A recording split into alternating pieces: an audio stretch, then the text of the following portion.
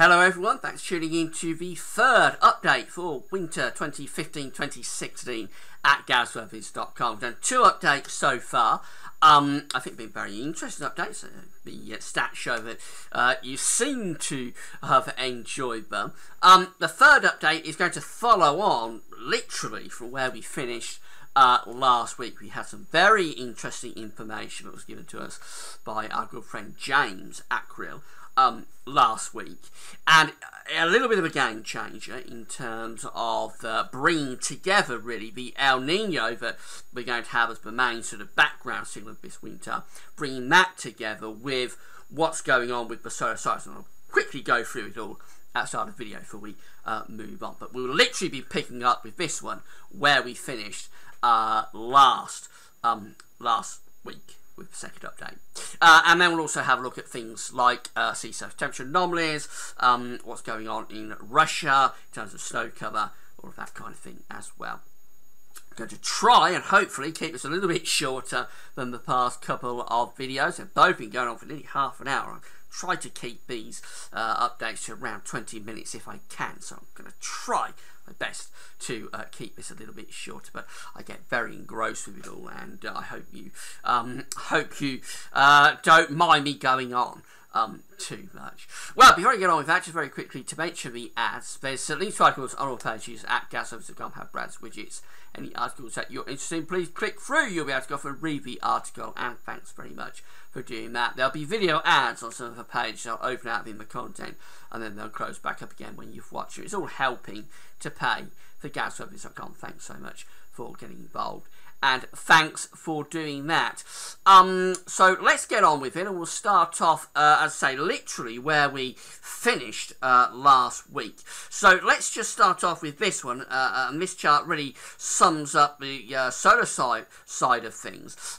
Now, we know from the solar updates and from last week's sort of update that we've got two solar cycles running very closely aligned with one another. I don't want to go into it too much for this update, but we've got solar cycle 12, which went from around 1877 through to 1890, and the current solar cycle 24, and they've been very closely aligned since the start of solar cycle 24. They're still pretty well aligned as well. So we've been having these winters that have been occurring through solar cycle 24, but have been matching very closely to the winters back in the 1800s through that solar cycle number 12. And I won't go through all of the winters here, but you can see how they sort of line up in terms of whether they're cold or milder than average. Mild and average is here, cold and average is here, of course. You can see that they're generally lining up very well, except 2012, 2013, which is actually colder than its counterpart from the 1800s, 1882, 1883, which is sort of a warmer than average winter. And for 2012, 2013, we went cold and average. So we do get a deviation there, but then we come back on trend for the past two winters, but the winter of 13, 14, and its counterpart in the 1800s were both milder than average. And then last winter and its counterpart of 1884, 1885, coming out very closely close to average. Actually, last winter came out ever so slightly cooler than average, whereas the one in the 1800s comes out a little bit warmer than average, but they're both generally bobbing around sort of average type temperatures. Well, that brings us up to the coming winter, which of course we don't have yet in terms of this graph, but it's from the 1800s, it's 1885, 1886, and you see that that winter went significantly colder than average. So if we keep aligned with solar cycle 24 to the winters in solar cycle 12, we should see this winter going down here somewhere, going colder than average. That's been the point with the solar cycles. And what we revealed last week was that we've actually got a match in terms of El Nino as well, because James looked back at all the past El Ninos, going back to 1802, 1803, and what we see is that the winter that we're really interested in, which is 1885, 1886, was an El Nino winter. It's that one just there. So not only do we have a match potentially, don't know yet, but they will align, but not only do we potentially have a match in terms of the solar cycles, solar cycle 24 aligning with solar cycle 12, we could also have a match in terms of both of these winters being El Nino winters. So we see that as that winter went along, 1885, 1886, it did get progressively colder. So December came out at 3.7, which is near normal. Actually, wasn't particularly cold in December. But as we go through to January and then to February, it just gets colder through the winter. So the anomaly for January 1886 comes out at minus 1.4, central temperature of 2.1, and then for February we come out at 1.5, which is an anomaly around 3 degrees below average. A very cold February indeed in 1886. So if we continue to align with the solar cycles as we have been doing, except for the one winter 2013, 2012, 2013, which did deviate a bit, but other than that, we've been lining up very well in terms of the winters that have been coming out cold and average, winters that have been coming out milder than average through this solar cycle that we're in 24. If we continue to do it, then you would expect that we'll have a cold average winter. You would also expect that we'll probably get progressively colder through the course of the winter. And it's very interesting that both of these winters are going to be El Nino winters as well. So there's certainly a connection there. Now, there's more information that James gave us, but I didn't have time really to go through last week. So I just want to very quickly go through some of this information that James has given us. Now, to start off with, James has showed us which months through the winter months, so we've got December, January, February, which of those months generally comes out as the coldest month of an El Nino winter. So all of these years that you see here, and I'll just close in a little bit more, all of these years that you can see in this list are El Nino winters. So we start off with the last one, 2009, 2010, and we're going to go right way down to the early 1800s. So not necessarily saying that all of these months that are the coldest months within these El Nino winters are particularly cold months, but it's just which month generally is the coldest month of the winter. And we do see very clearly as we go down, and it's the red boxes here showing the months that are the coldest months of each of these winters, 09, 10, 2004, 2005, 2002, 2003, and so on. There's 97, 98, the mega event, the Super Nino. You see, as we go through this list, keep an eye on this these middle numbers here.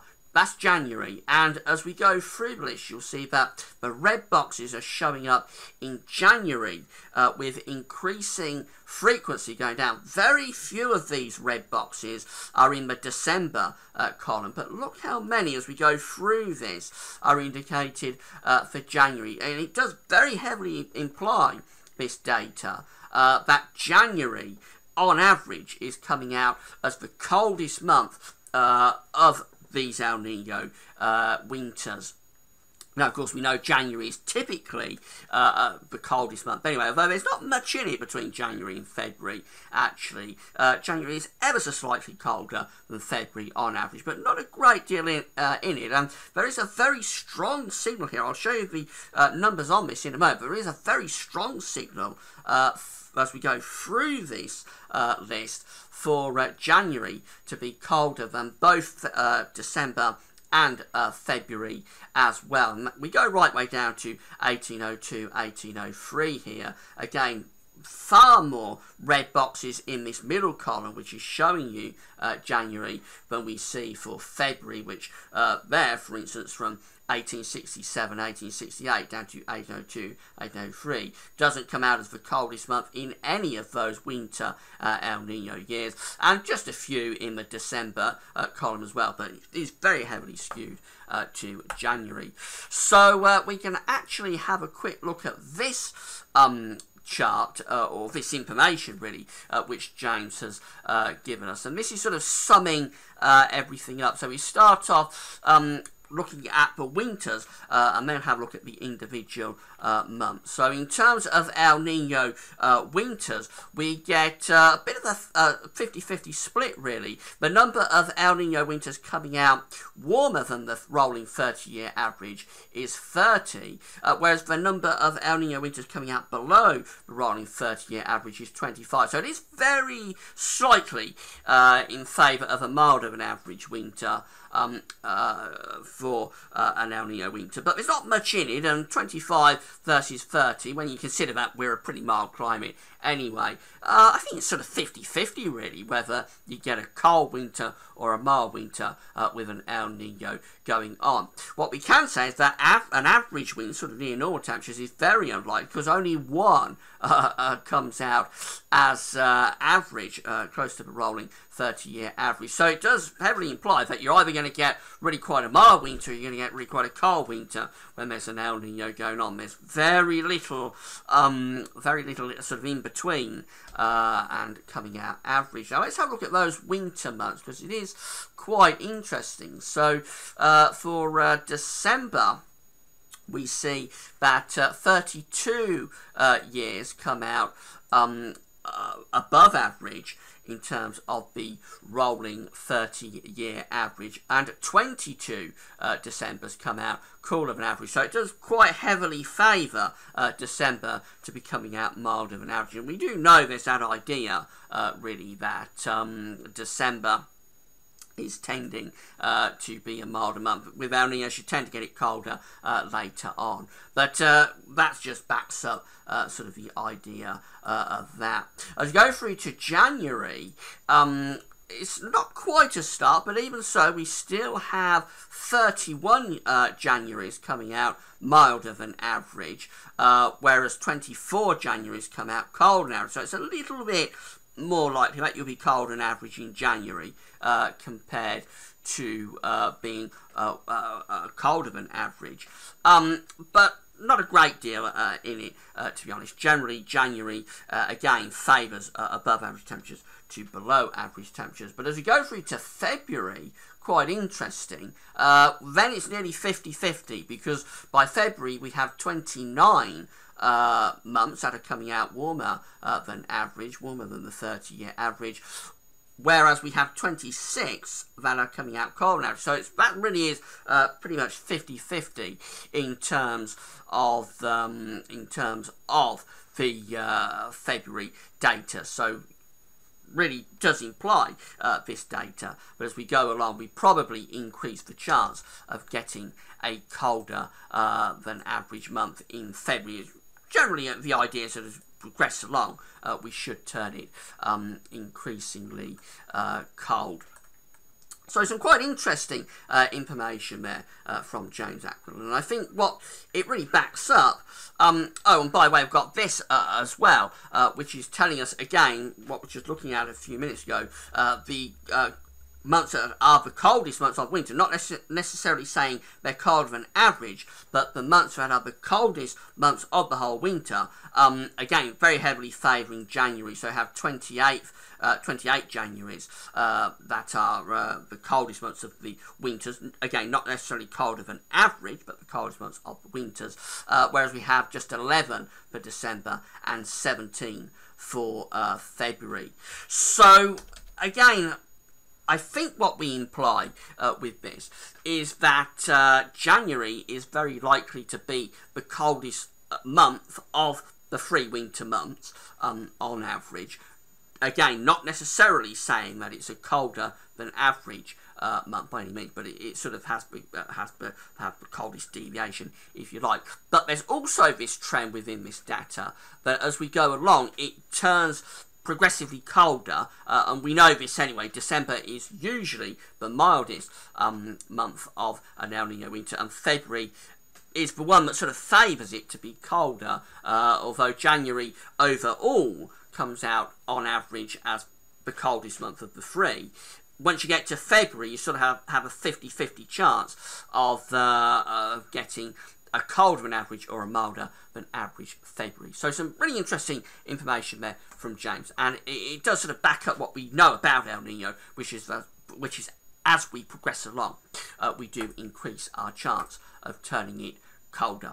Let's see what's happening on the sun then, and we've got the solar disk on our side of this today from solarham.net. Just have a look at the sunspots. So there's not a great deal of sunspot activity going on. We've got one just here and a few just there, but overall solar activity again is officially designated as being low. James has sent us this chart through. This is the running graph of solar activity from last winter to the 17th of September. We just updated it a few days ago. It's the red line really that we're interested in. This is where we was last winter in terms of solar activity in that sort of region. This is where we are at the moment. We've been gradually sliding down, as we know, through the course of 2015. We have actually had a little uptick in activity just in the last few days. That little red uptick just there, but we're still sort of significantly lower in terms of sunspot activity compared to where we was at this point last year, and we're probably going to be continuing to trend down into solar minimum, which will occur around 2019, although we may get one last big spike up, and probably speak about this a little bit more as we go further into the updates. I haven't got time to talk about it now, but there was another really big spike, one final big spike for solar cycle 12. If we continue to run closely to solar cycle 12, as we have been doing with solar cycle 24, we'll probably get one more big spike. If that should occur during the winter months, it will scupper, probably anyway, our chances of getting significantly colder than average winter. I'll talk about that a little bit more later in the winter updates. Right, let's have a look at the sea surface temperature anomaly maps next from NOAA. This is from NOAA in the United States.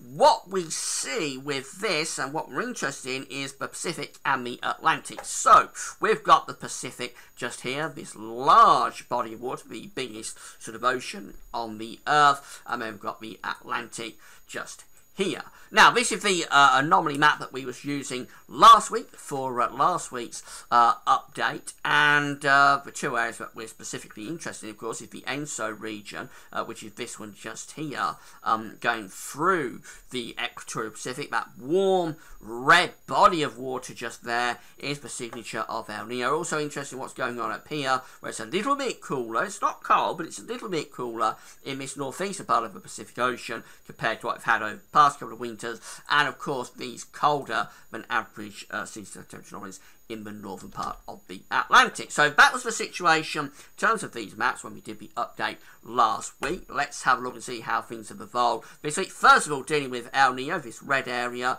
here in the central part of the Pacific Ocean. So that situation last week, going through to the latest map. I think there's been further warming through this central part of the equatorial Pacific. A very intense signature for El Nino is well established. Now, it is going to be an El Nino winter, there's no doubt about that. The only question is going to be about how strong it gets, whether it's a record breaker or whether it sort of dies down a little bit as we go on. I'm going to do the next El Nino update, just focusing specifically on El Nino, next Saturday. So we'll see what the latest ideas from the models are, but obviously it is going to be an El Nino winter that is firmly established. Now, in terms of the sea surface temperature anomalies in the northeast part of the Pacific Ocean, again, let's go back to last week, go forward. There's been very little change, but maybe it has warmed ever slightly, certainly leveled off in terms of the cool down that's been going on here. So I was sort of a little bit dubious last week about whether we're going to have to change the idea in terms of a winter forecast for America. Probably not actually now. I'm not as concerned as I was last week, because the cooling trend that's been going on in this northeast part of the Pacific for the last couple of weeks is sort of easing off. This is important because the last couple of winters have seen very warm temperature anomalies up here, which has been translating to sort of ridging in this part of America, and that ridging has been then sending the jet stream onto a northwest-southeast trajectory into the United States, with low pressure, of course, digging down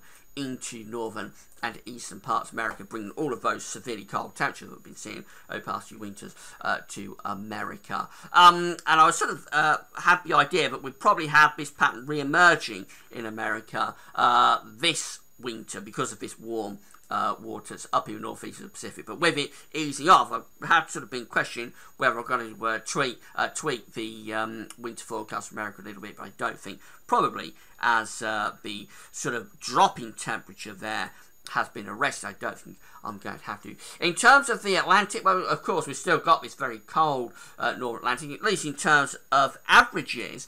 You've probably been hearing a little bit about how the Gulf Stream has shut off and all of that kind of thing. I don't think this cold water is anything to be overly alarmed about. I haven't got time to show you the charts, sea surface temperature anomaly charts from the 1980s in this video, but if you want to see them, check out the NAO forecast actually that I did in June. I have got some charts in that video from the 1980s, and the Atlantic was far, far colder in terms of this cold pool in the 1980s. It's just really cyclical. It's the cold AMO, Atlantic Multi-Decadal Oscillation. The Gulf Stream is not switching off. We're not going to be plunged into sort of Siberian weather and see the glaciers coming back and all of that kind of thing.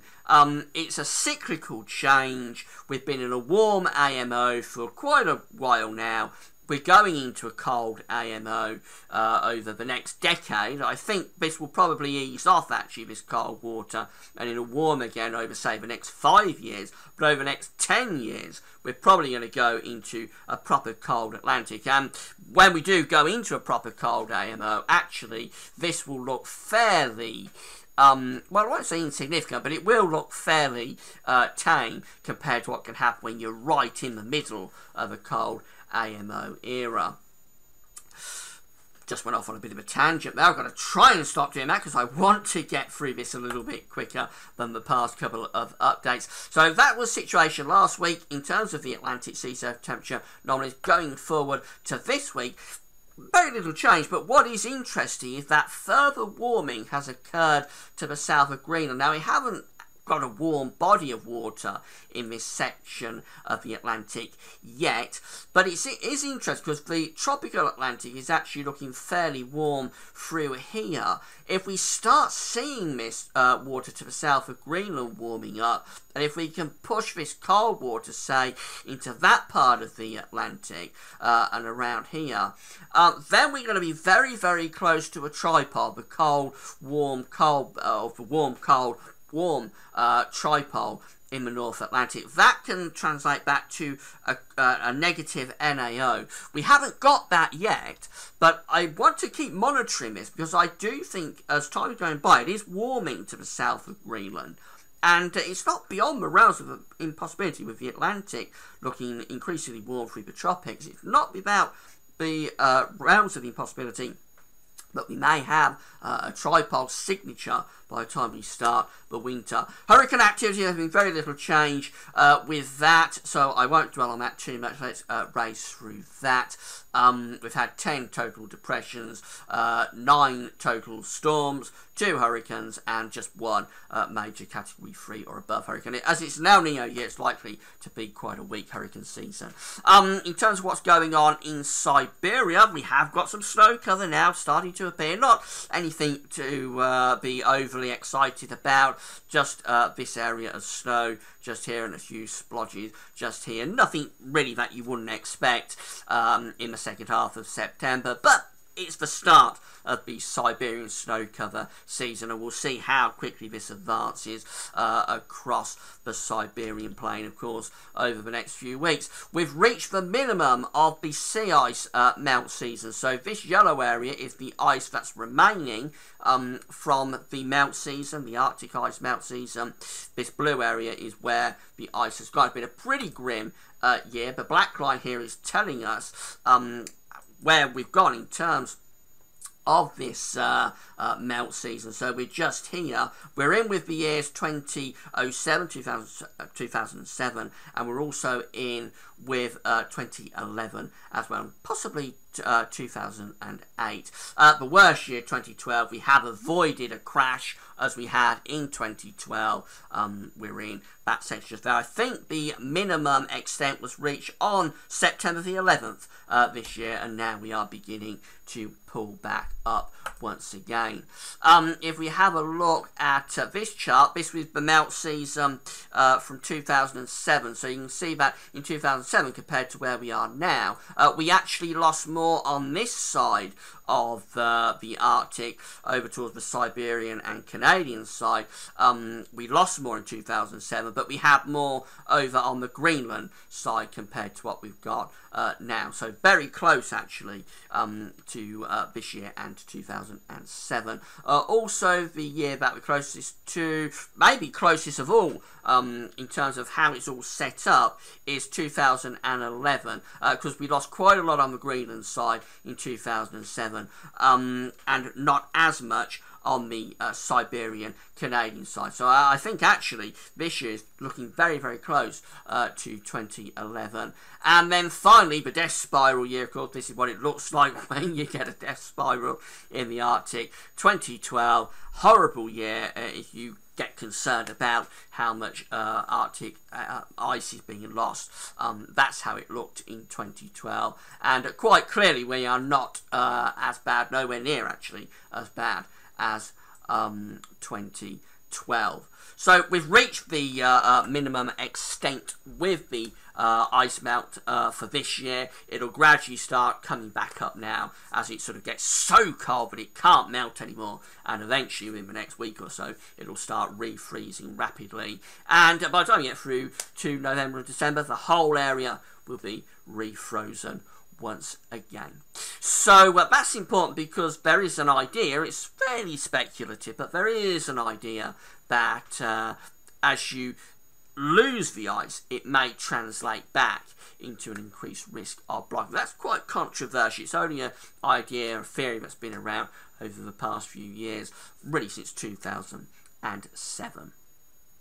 So that's it for this update. Hope you found it interesting. Next week we're going to be looking at the seasonal models. For the first time this year we'll be looking at the seasonal long-range models, and I thought I'd just throw you this one in. This is from NASA. This is the 500 millibar height anomaly for the winter of 2015-2016 from the NASA model. It's showing a cold winter. We've got these red colours here up over Greenland indicating blocking, trough of low pressure underneath it around the UK, and what this would do is open the door to cold air from the north and the northeast. I shouldn't have thrown that in, but I thought I'd give you a little sneak peek of what we'll be looking at next week, because there'll be many more models that we'll be looking at for next week's seasonal model update. Remember, all of these updates will eventually go into the winter forecast. It's all building up a picture week by week, the models and all the things that we looked at today,